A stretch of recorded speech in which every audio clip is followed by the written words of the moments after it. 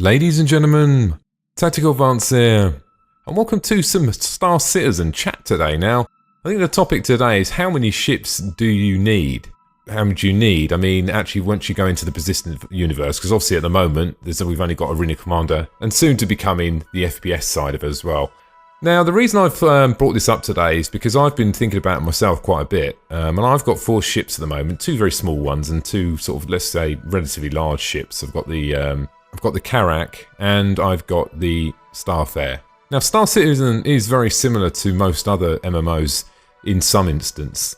I mean, obviously, we are in space, but it still follows the same sort of, we could say, relatively similar protocol, I suppose, where you go into sort of a normal MMO, let's just say, you know, World of Warcraft, Final Fantasy, whatever it is. You know, you have a character, and then obviously you have weapons, you can rank up your character, and obviously you can rank up your weapons. In Star Citizen, if you think about it, you're ranking up your actual ship and you're ranking up your character.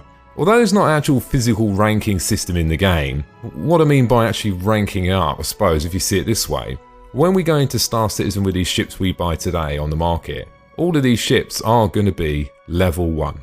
My Karak is going to be level 1.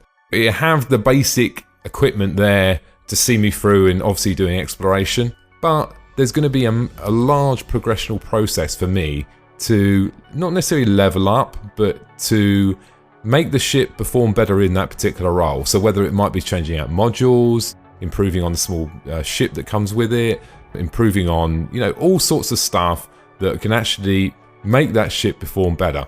So that's the first part. Now the second part to that, you also have the actual character side as well.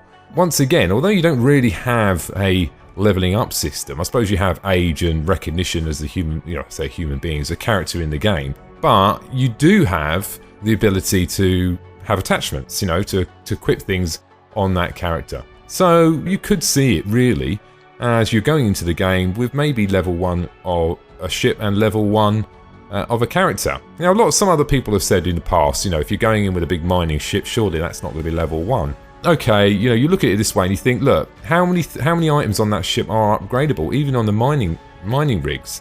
Is the laser going to be upgradable? Is the front jaw going to be upgradable? Are the internal modules, are the weapons? Of course they are. So it depends how you look at it. But the way I'm interpreting it, we're all going in at level 1. A whole part of that journey, in most MMOs, we're going to rank up them ships.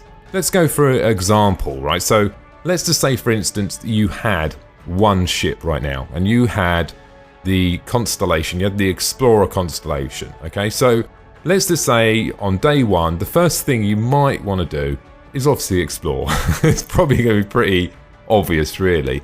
Now, do you necessarily need to upgrade your weapons and all the modules and the character and go and get stuff? Maybe not. Maybe, you know, maybe you could just fly out there and do exploration. I can't see that being an issue. But if you did decide to do that, obviously with 100 systems and growing, I mean, 100 doesn't sound a lot. I know everyone's looking at Elite Dangerous, but it's the time it takes to get between the systems. I mean, if you flew in normal flight between system to system, it would take forever. It's, you know, I've seen some stats out there. I'm very dubious to mention stats at the moment because I spent probably about 2 hours going all over the forum trying to find out some real factual measurements over the universe and the scaling, and there was a lot of contradiction there, so I figured I'll just leave it out in the video because I don't want to get something wrong, so let's just miss that one out. But it's going to be big.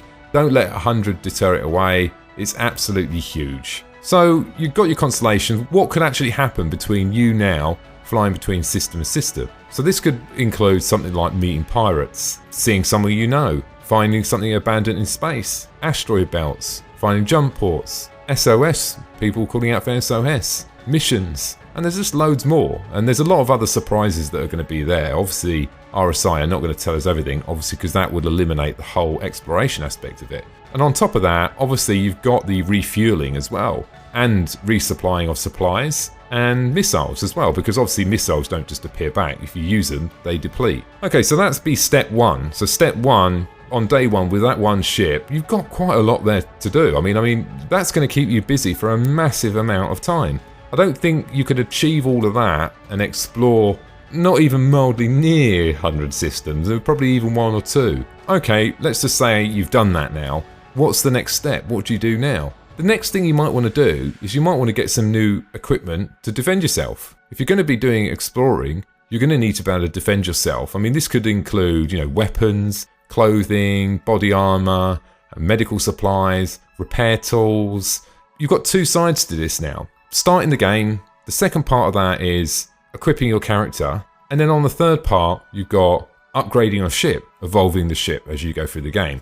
So that might be finding new alien technology, swapping out missiles for preferable missiles, changing your shield generator, changing modules internally. There's so much that you could physically change on the ship. From having one ship, there's quite a lot to do. And it doesn't really end there. I mean, if we move on to the fourth thing that you could possibly take into consideration as well, you've got the in-game missions, haven't you? You've got in-game missions and you've got the organisation missions as well. What do you have to do to get that ship and that character to a point where, you've got the best Constellation Explorer and you've got the best character?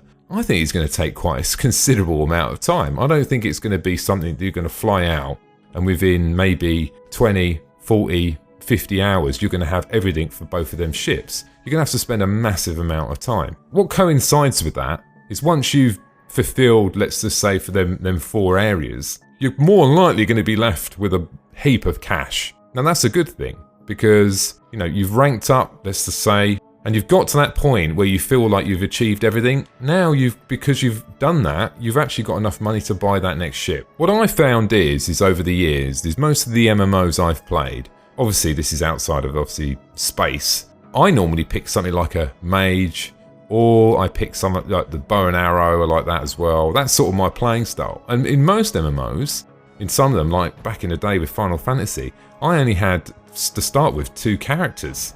And I played them 2 characters, probably better off not telling you how many hours. I mean, a lot. And ranked them up and just got the best stuff, the best gear. And it took me a very, very long amount of time, but I really enjoyed playing them. And I think Star Citizen is going to be very similar. So I've even started to actually question, even all the ships that I've got. Am I going to buy another one? I don't think I will, guys. I mean, the original pledge there is obviously to support the game, really. That's the main purpose. But for me, I don't think I'm going to have the time to fly 4 ships even. I mean, I'll probably focus on the 2 main ships that I've got and then just get them to the best I possibly can.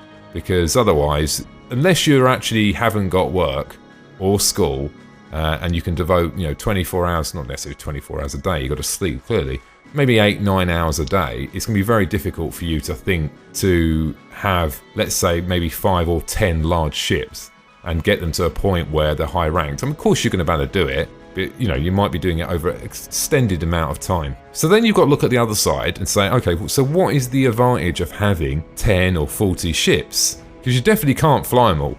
It's obvious you can't fly them all. There's no way you could fly them all. You probably have to pick one. I mean, it depends what you like. I mean, I'd rather be the jack of all trades.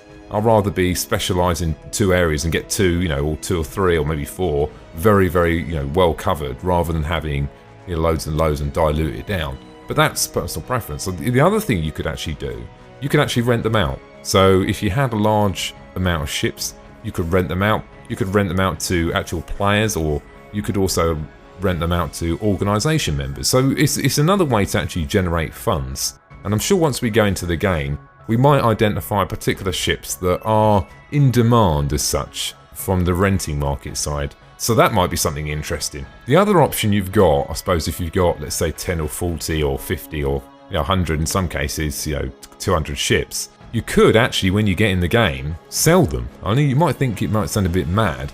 You could go into the game and actually sell the ships.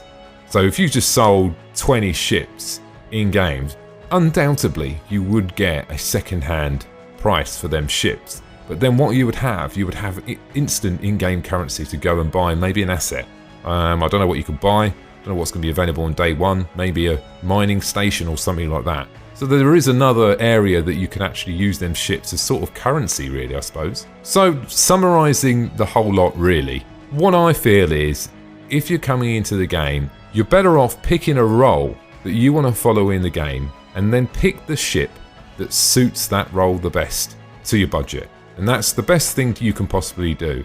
I hear a lot of comments out there with someone's bought, let's say for instance, a standard Avenger, and they say they're going to do exploration. Look, I'm not saying you can't do exploration, but if you want to do exploration, get exploration scanners or jump port scanners or one or the other, because if you want to be successful in that role and that's your main role, get the ship that focuses on it, because it's going to give you the better reward and you're going to enjoy the game more. I'll be interested to know what everyone else feels about the amount of ships you think you're about to deal with. And let me know in the comments below. I mean, if you got, one ship, if you got 10, if you got 50 ships, or even 100, and what do you actually plan to do in game? Have I missed something there? Is there another, not necessarily, an opportunity there with more ships that you can actually do in game? Or, what's the actual main intentions? And at the same time, and even if you've actually only got one ship, what do you actually plan on doing with that one ship? Anyway, ladies and gentlemen, I hope you enjoyed the video today. Thanks for watching, and don't forget to subscribe. Bye now.